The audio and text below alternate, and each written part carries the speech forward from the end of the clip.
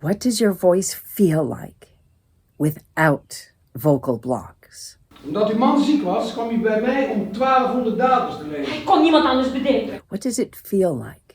Not what does it sound like? Maar het geld over de balk smijten is wel weer het andere uiterste. Nou, we kunnen toch wel een klein beetje geld over de balk smijten? Your voice reveals your talent. Your voice is the conduit for your talent. So why would you not want to free your voice? Wat is dat lief van je, Nora, dat je zoveel voor me over hebt. Hi, I'm Sarah Weatherwax. I'm an actor and a voice teacher. I received an honors BFA in acting from Emerson College many years ago. I have lots of experience as a theater actor. I have on-camera and audiobook narration experience. And I've done voice acting for television and film for decades. Zekerheid. Zekerheid. Volledige zekerheid.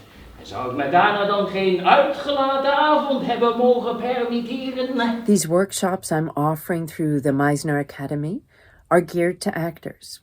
I welcome non-actors in my workshops also, but you will be learning with a group of actors. U bent namelijk precies op het juiste moment hier gekomen. Hoe kan ik u bedanken?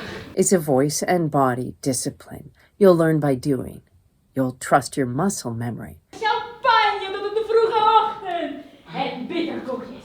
Massas bitterkoekjes.